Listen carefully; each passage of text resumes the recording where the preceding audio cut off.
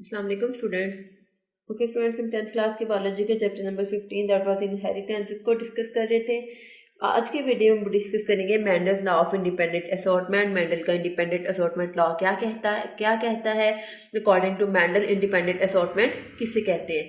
Mendel's law of independent assortment start करने से पहले अगर हम प्रीवियस वीडियो की बात करें तो प्रीवियस वीडियो में हमने इसका प्रीवियस लॉ पढ़ा था, that was Mendel's law of segregation. हमने इसमें देखा था कि किस तरह से एलील्स जो है वो सेग्रीगेट करते हैं फ्रॉम देयर पेरेंट्स और अब वो आगे फर्टिलाइज करते हैं और एक नई जनरेशन बना देते हैं with a different phenotype and genotype. Okay, अगर आपने वीडियो नहीं देखी तो इस वीडियो का लिंक मैं ऊपर आई के बटन पे शो कर रही हूँ, वहां पे जाके इस वीडियो को देख सकते हैं। Mendel's law of independent assortment अगर हम स्टार्ट करें तो इस लॉ को जो है हमने प्रीवियस लॉ पढ़ा था, ये उससे मिलता जुलता जो है वो लॉ है, लेकिन इसमें क्या डिफरेंस आ जाता है। इसमें हमने मोनो हाइब्रिड क्रॉस को डिस्कस किया था, लेकिन हम इसमें क्या करेंगे, डाई हाइब्रिड क्रॉस को डिस्कस करेंगे। ओके, इसको स्टार्ट करते हैं। सबसे पहले अगर हम इसके स्टेटमेंट देखें कि Mendel's law of independent assortment क्या कहलाता है, या आपको ये शॉर्ट क्वेश्चन आ जाता है, इसको किस तरह से लिखोगे। The alleles of a gene pair segregate independently from the alleles of the other gene pairs। के एक टाइम पे एक जनरेशन से नेक्स्ट जनरेशन में जितने भी एलील्स या जीन्स ट्रांसफर कर रहे हैं, हर जीन के एलील्स इंडिपेंडेंटली जो है वो सेग्रीगेट करेंगे to form the next generation. अब ये एक दूसरे पे डिपेंड नहीं करते कि इसका जो है वो कैपिटल जा रहा है तो मेरे जीन का एलील भी कैपिटल ही होगा, लेकिन क्या होगा, दोनों इंडिपेंडेंटली सेग्रीगेट करेंगे, इंडिपेंडेंटली एक जनरेशन से दूसरी जनरेशन में पास आउट करेंगे। ओके, इसके बाद हम देखते हैं dihybrid cross. Dihybrid cross क्या है, जैसे कि नाम से पता चल रहा है टू, ठीक है। तो डाई हाइब्रिड वो क्रॉस है जिसके अंदर एक ही टाइम पे दो ट्रेड्स को डिस्कस करें। The cross in which two traits are studied at a time is called dihybrid cross. He crossed two seed traits. उसने सीड के दो ट्रेड्स को क्रॉस करवाया, एक सीड शेप को और दूसरा सीड कलर को। तो जो उसने इसके अंदर अपने रिजल्ट्स बताए, सेम वही रिजल्ट्स उसके गार्डन में भी उसको शो हुए। मतलब कि उसने मैथमेटिकल पहले बता दिया कि मैं अगर इन दोनों प्लांट्स को क्रॉस करवाऊंगा तो इस तरह की जनरेशन बनेगी, ठीक है। अब उसने किस तरह से क्रॉस करवाया, किस तरह की जनरेशन बनी, किस तरह के सीड्स बने, किस तरह के जब वो नेक्स्ट पी प्लांट किस तरह का जो है वो जनरेट हुआ, अब वो सारी चीजें हम जो है वो वन बाय वन डिस्कस करेंगे। सबसे पहले हम देखते हैं पेरेंटल जनरेशन। पेरेंटल जनरेशन में उसने दो ट्रेड्स को जो डिस्कस किया, जिस तरह हमने अभी देखा डाई हाइब्रिड क्रॉस था, किस तरह से था, उसने सीड शेप को और सीड कलर को लिया। कैपिटल आर किसको शो कर रहा है, राउंड सीड शेप को। कैपिटल वाई किसको शो कर रहा है, येलो सीड कलर को। स्मॉल आर किसको शो कर रहा है, रिंकल्ड सीड शेप को, और स्मॉल वाई किसको शो कर रहा है, ग्रीन सीड कलर को, ठीक है। अब उसने राउंड, रिंकल्ड, येलो और ग्रीन का क्रॉस करवाया। किस तरह से करवाया, अब यहाँ पे जब पेरेंटल जनरेशन में यहाँ से जब गैमीट्स बनेंगे तो एक सीड शेप में से गैमीट ट्रांसफर होगा, दूसरा सीड कलर में से जो है वो एलील जो है वो गैमीट ट्रांसफर होगा। इसी तरह से यहाँ से एक स्मॉल आर जाएगा और दूसरा स्मॉल वाई जाएगा। दोनों आ जाए तो कोई डिफरेंस नहीं है, लेकिन क्या है, दोनों सेम है तो दोनों में से कोई एक अपना इफेक्ट शो करवाएगा। ओके, अब यहाँ पे जब गैमीट्स बन गए, गैमीट्स ने क्या करना है, आपस में फर्टिलाइजेशन करनी है, आपस में इन्होंने कॉम्बिनेशन करना है, कंबाइन होना है। तो क्या होगा, जो F1 जनरेशन होगी उसमें capital R, small r, capital Y and small y. इसकी फिनोटाइप क्या होगी, राउंड एंड येलो, क्योंकि जो कैपिटल जो एलील है वो स्मॉल जीन के स्मॉल एलील के इफेक्ट को मास्क अप कर लेगा, उसको रोक देगा, डोमिनेट कर लेगा। ओके, तो जो F1 जनरेशन की होगी वो क्या होगी, राउंड एंड येलो। ओके, अब नेक्स्ट स्टेप में क्या होना है, उसने दो F1 जनरेशन को, मतलब कि जो उसके जनरेशन नेक्स्ट जनरेशन बनी पेरेंटल जनरेशन के बाद जो जनरेशन है, उसने उसी के दो प्लांट्स को लिया और उन दोनों को आपस में क्रॉस करवाया।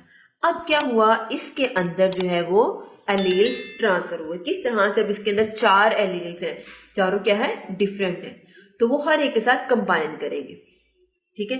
अब क्या होगा, यहां से ये गैमीट आ जाएगा, हो सकता है यहां से ये वाला गैमीट भी आ रहा हो, ठीक है, capital R and small Y.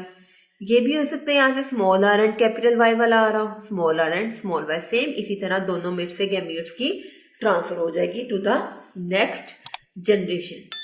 अब क्या होगा, नेक्स्ट जनरेशन में इन गैमीट्स ने फर्टिलाइज करना है और क्या बना देंगे, F2 जनरेशन बना देंगे, सेकेंड फीलियल जनरेशन बना देंगे। ओके, अब इन्होंने किस तरह से जीनोटाइप शो करनी है, किस तरह से फिनोटाइप शो करनी है, अब हम उसको देखते हैं। ओके, हमने सपोज मेल के गैमीट यहाँ पे लिख लिए, फीमेल के गैमीट्स यहाँ पे लिख लिए। अब इसने पहले क्या करना है, इसके साथ मिलना है। क्या होगा, capital R capital Y and capital Y. Okay, उसके बाद ये इसके साथ आके मिलेगा capital R capital Y and small y. उसके बाद इसी तरह से सबने जो है वो सारे एलील्स के साथ आके ज्वाइन करना है, आके कंबाइन करना है और एक नया प्लांट बनाना है। ठीक है, capital R capital Y and small y. यहाँ से कैपिटल आर, यहाँ से कैपिटल आर, यहाँ से कैपिटल वाई, यहाँ से small y, capital R small y and small y. यहाँ से भी इसी तरह से जो है वो सारे के सारे एलील्स आके ट्रांसफर हो जाएंगे। ओके, जब सारे एलील्स ट्रांसफर हो जाएंगे तो क्या होगा, जो जनरेशन बनेगी F2 जनरेशन बनेगी, उसमें डिफरेंट फिनोटाइप्स आ जाती हैं, डिफरेंट जीनोटाइप्स आ जाती हैं। किस तरह से, अब हमने ये देखना है कि राउंड कितने हैं, येलो कितने हैं, रिंकल्ड कितने हैं और ग्रीन कितने हैं। फर्स्ट को देखते हैं, ये क्या है, राउंड एंड येलो।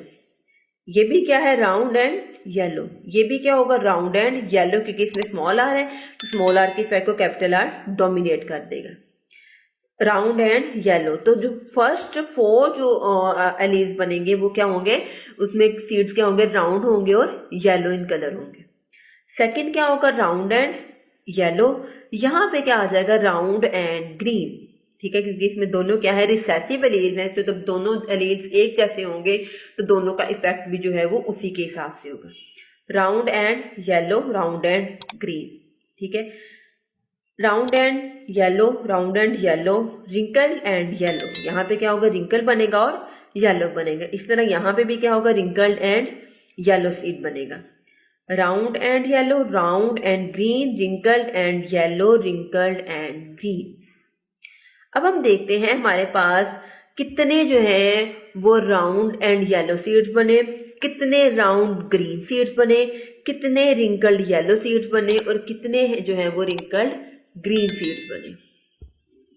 तो यहाँ पे देखिए हमारे पास 4 फिनोटाइप्स शो हो रही है। जीनोटाइप्स तो बहुत ज्यादा है, लेकिन जो फिनोटाइप्स हैं वो 4 तरह की फिनोटाइप शो हुई।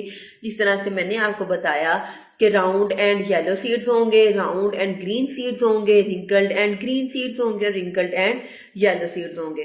तो मेंडल ने उस क्रॉस में जितने प्लांट्स को ग्रो करवाया उसकी रेशो कुछ इस हिसाब से थी। उसने देखा कि इसके अंदर जो 315 सीड्स हैं वो क्या है, राउंड एंड येलो। 108 सीड्स क्या होंगे, राउंड एंड ग्रीन। 32 सीड्स क्या होंगे, रिंकल्ड एंड ग्रीन। और 101 सीड्स क्या होंगे, रिंकल्ड एंड येलो। जब उसने इसकी रेशियो बनाई तो इसकी रेशियो कुछ 9:3:3 बनी। इसमें जो 9 रेशियो थी वो क्या थी, राउंड एंड येलो सीड्स की। 3 और 3 रेशियो क्या थी, एक थी हमारे पास राउंड ग्रीन सीड्स की और दूसरी थी रिंकल्ड येलो सीड्स की। जबकि जो सबसे कम रेशियो है, 1 रेशियो है, वो किसके हैं, रिंकल्ड ग्रीन सीड्स। ओके, मतलब कि जो सबसे कम फिनोटाइप शो हुई है वो क्या है, रिंकल्ड ग्रीन सीड की फिनोटाइप सबसे कम शो हुई है और राउंड येलो सीड्स की फिनोटाइप सबसे ज्यादा शो हुई है।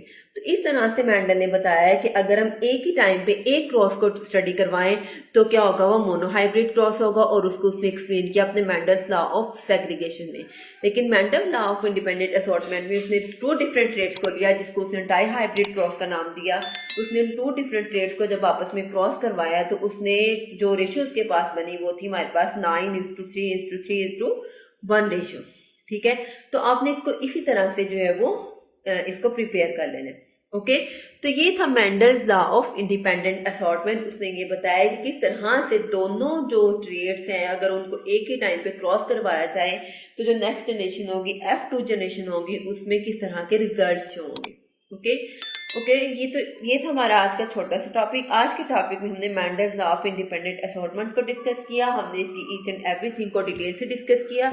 आई होप आपको अच्छे से समझ आ गया होगा। अगर आपको इस वीडियो में कोई भी कंफ्यूजन हो या किसी चीज की समझ ना आए तो कमेंट सेक्शन में जरूर पूछिए। और अगर आपको ये वीडियो अच्छी लगे तो चैनल को लाइक करें, सब्सक्राइब करें, साथ ही बेल आइकन के बटन को प्रेस करें। इससे आपको हर वीडियो का नोटिफिकेशन सबसे पहले देखने को मिलेगा। ओके स्टूडेंट्स, अल्लाह हाफिज।